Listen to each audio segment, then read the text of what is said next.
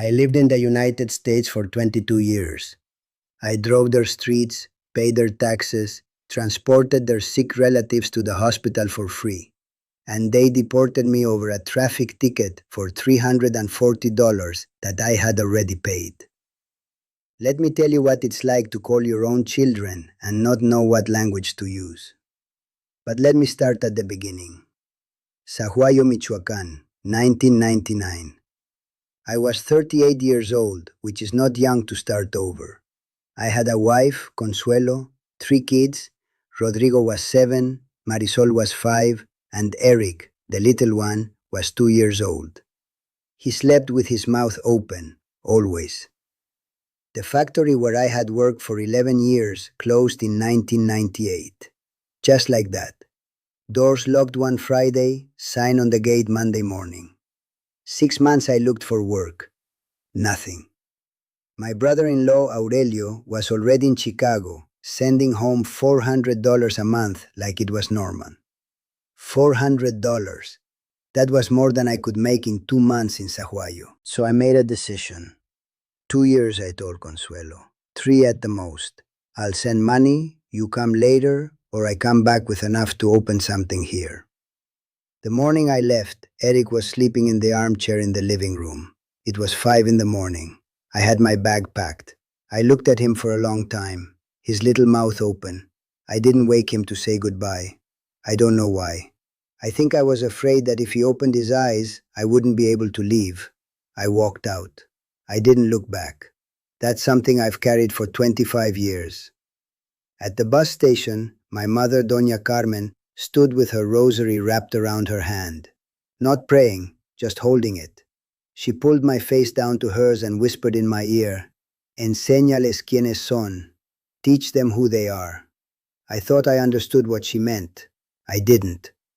The coyote's name was El Tuerto, glass eye in the right socket. He charged more because of it, said it inspired trust. $4,200, money my mother got by selling 2 cattle, and that Aurelio advanced the rest. 14 of us made that crossing. 31 hours hidden in a warehouse in Tijuana before we moved. Then the canyon. 2 in the morning, pitch dark, single file. You know what nobody tells you about that crossing? It's the silence. 14 people, and nobody breathes too loud. The coyote in dark glasses even in the dark. Then a woman, maybe 50 years old, she falls. Twists her ankle on a rock. The group doesn't stop. El Tuerto says, "Keep moving, leave her." And I don't know what came over me, sabe? I stopped. I put her on my shoulders. 40 minutes I carried her. She never told me her name. She just looked at me when we got through. That was enough. The fence caught my right forearm on the way over. 8 centimeters of barbed wire. The scar is still there. When my kids were little and asked what it was, I told them it was a work accident. It wasn't a lie exactly. I got to Chicago in March of 1999, and I want to tell you, the cold hit me like a physical thing. I had left Michoacán with a thin jacket. Aurelio had to lend me a wool coat. The first time I saw snow, I thought it was ash from a factory. That's how little I knew about where I was going. First job, washing dishes at La Paloma on 18th Street in Pilsen. $5.50 an hour, 6 days a week, cash in a brown envelope every Friday. A cook from Oaxaca, first day, puts his hand on my shoulder and says, "Here you're worth what you do, not what you are. Do it right." I washed dishes for 8 hours without stopping, my hands in soap and hot water until they cracked. On the way out, I counted $44 on the sidewalk. Counted them 3 times. 3 times. Things started to get better slowly, the way they do when you're not looking. 2001, Consuelo came with the kids on a tourist visa and stayed. We got a little apartment in Pilsen. 2003, I started at Midwest Express Delivery on Ogden Avenue in Cicero, driving a delivery van, beer and sodas and water jugs to bars and restaurants and markets in Pilsen and Little Village. My boss, Don Ernie Kowalski, Polish-American, 68 years old, told me after my first week, Rogelio, you know every street in this city. I did. I knew Chicago better than most people born there. 1750 an hour by 2017. 3640 a month, take home. I woke up at 4:45 every morning. Coffee, toast with beans, out the door by 5:20. The dispatcher, Debbie, white woman, 55, always had hot coffee ready for me at 5:20. Never asked me to, just did it. Saturdays I drove for ALAS, the Latin American Health Association. Volunteer, taking elderly people and sick people who had no transportation to their doctor appointments. 10 years, more than 400 patients, not a single dollar. Because who else was going to take them? And look, I'm not telling you this so you feel sorry for me. I'm telling you because you need to understand what was there before everything fell apart. 2006, we moved to a two-bedroom on Lombard Avenue in Cicero. Apartment 2B, brick building, red.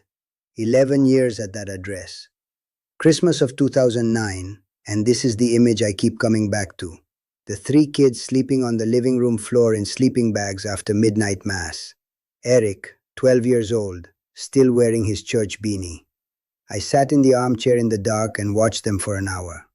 The Casio on my wrist said 3:14 in the morning.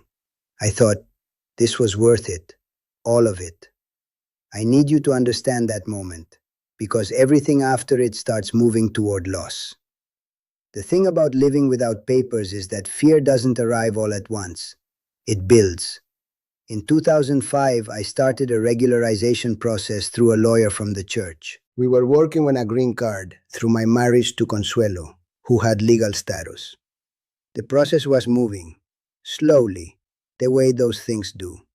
But in 2012, I got a traffic ticket. $70 fine.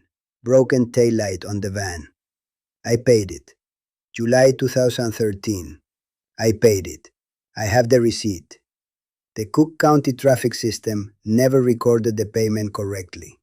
The ticket stayed open in the database. Have you ever had your whole life hanging on a data entry error? Can you imagine? 22 years. Taxes paid. Children raised.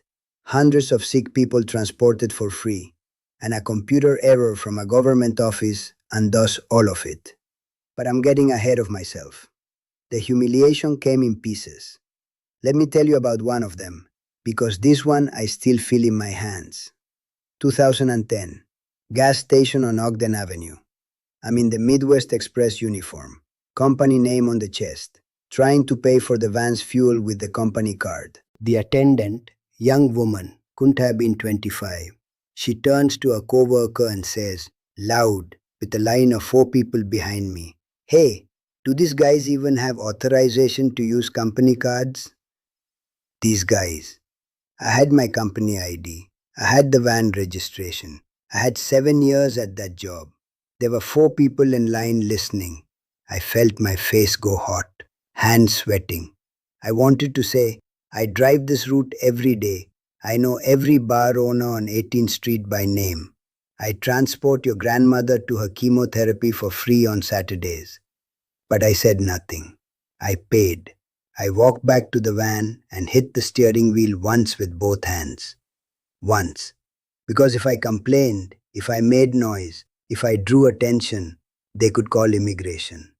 And then what happens to my kids? That's what it costs.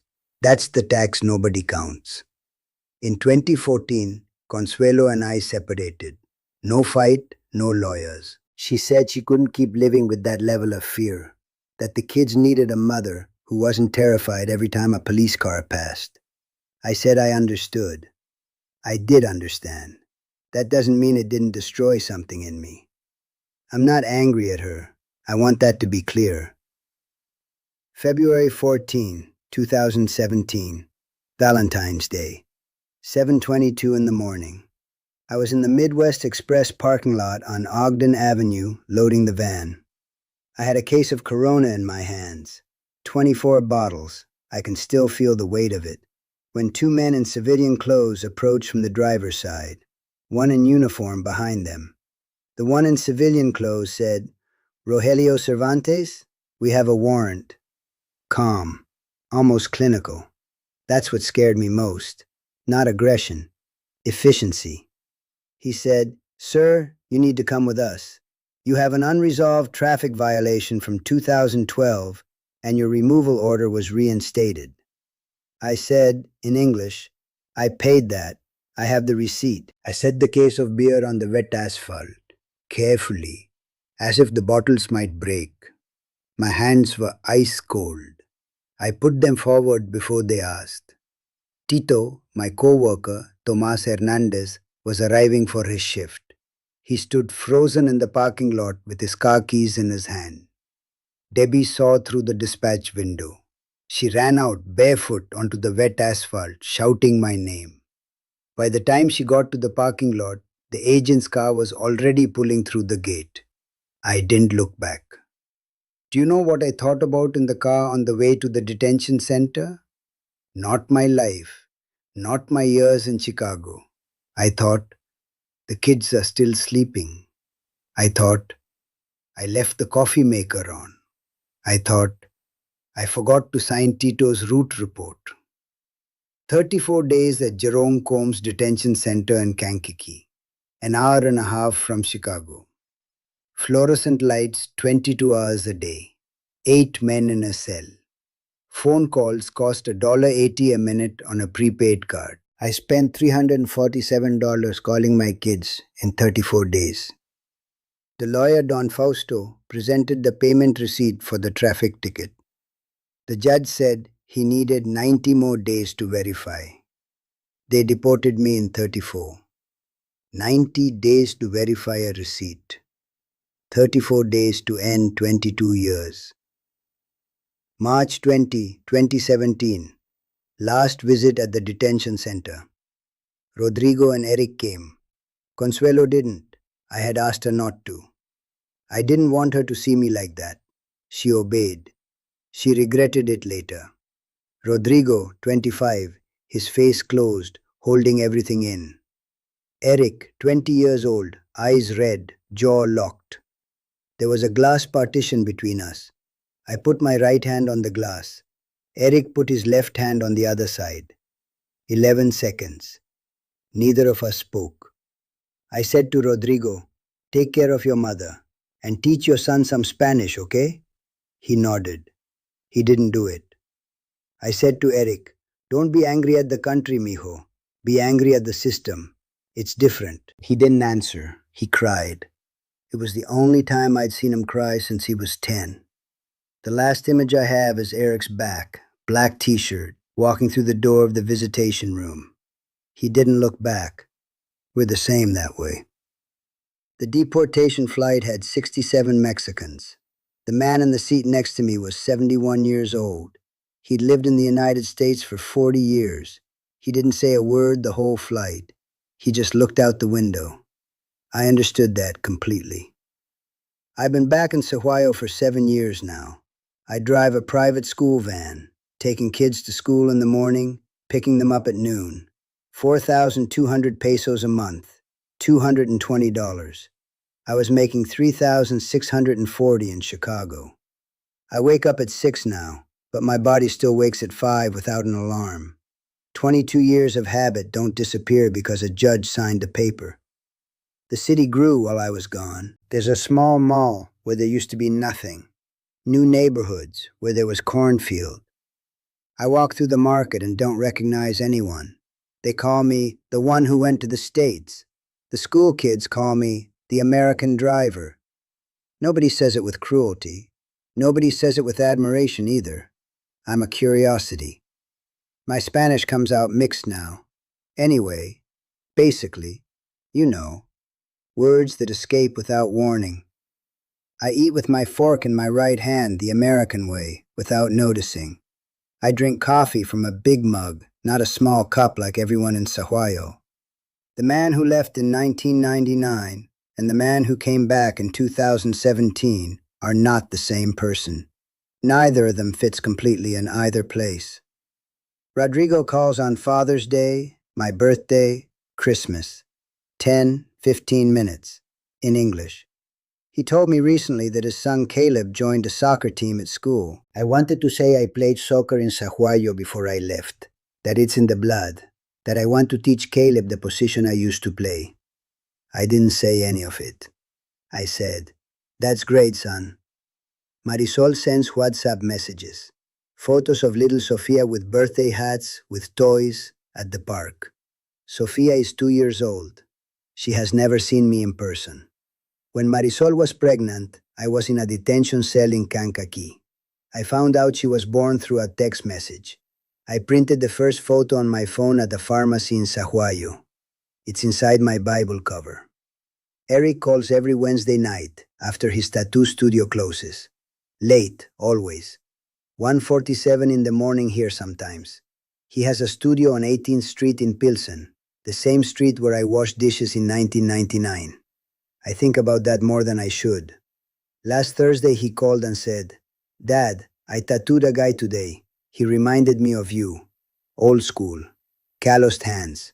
Didn't complain once." I was quiet for 5 seconds. Then I said, "That's good, mijo." What I didn't say, that I wanted to tell him how much that meant to me. That him remembering me in a stranger's hands is the closest I get to still being present in his life. I didn't say it because I don't know how to say that in English, and he doesn't have enough Spanish left to receive it the way I mean it. Last week Eric said, "Dad, I don't know how to say this in Spanish, but I miss you." And for the first time, I didn't try to translate. I didn't reach for the Spanish. I just said, "I know, mijo. I know." That's when I finally understood what my mother said to me at the bus station in 1999. Enséñales quiénes son.